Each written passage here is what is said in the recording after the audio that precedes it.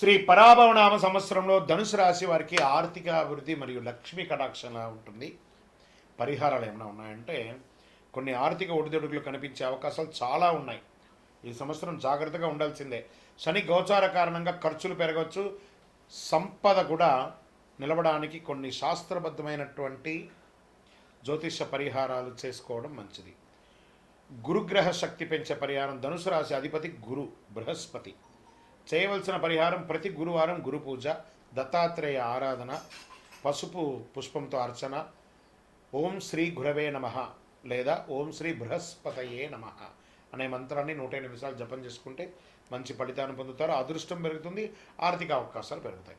మరి లక్ష్మీ కటాక్షం కోసం చేయవలసిన పరిహారాలు ప్రతి శుక్రవారం మహాలక్ష్మి పూజ, పసుపు కుంకుమ అర్చన, దుర్గా సప్తసతి పారాయణం చేసుకుంటే మంచిది. దీనివల్ల సంపద పెరుగుతుంది. కనకదార స్తోత్ర పారాయణం చేస్తే ఇంకా కుటుంబంలో ఐశ్వర్యం పెరుగుతుంది. దీపారాధన చేయాలి.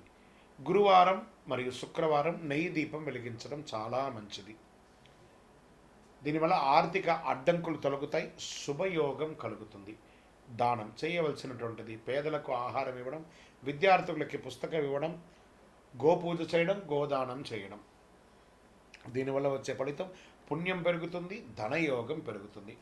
ఈ సంవత్సరం చేయవలసిన ప్రత్యేకంగా జపించవలసినటువంటి మంత్రాలు ఏమైనా ఉన్నాయి అంటే ధనుసు రాశి వారికి శని భగవానుడు బాగాలేదు కాబట్టి అర్ధాష్టమ శని అవుతుంది కాబట్టి 19,000 సార్లు శని జపం చేసుకోవాలి.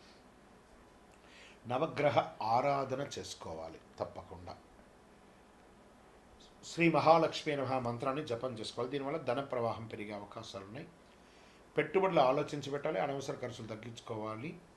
గురు అనుగ్రహం మరియు లక్ష్మీ కటాక్షం ఉంటే ధనుసు రాశి వారికి ఈ పరాభవనామ సంవత్సరంలో ఆర్థిక అభివృద్ధి అయ్యే అవకాశాలు మెండుగా కనబడుతున్నాయి. నేను గోచార ప్రకారంగా చెప్పాను. మీ యొక్క వ్యక్తిగత జాతకంలో ఈ శ్రీ పరాభవనామ సంవత్సరంలో ఈ ధనయోగం ఉందా అని తెలుసుకోవాలనుకుంటే మీ పేరు, date of birth, time of birth, place of birth మా డిస్ప్లేలో కనబడుతున్నటువంటి నెంబర్కి వాట్సాప్ చేయండి. విజయవస్తు.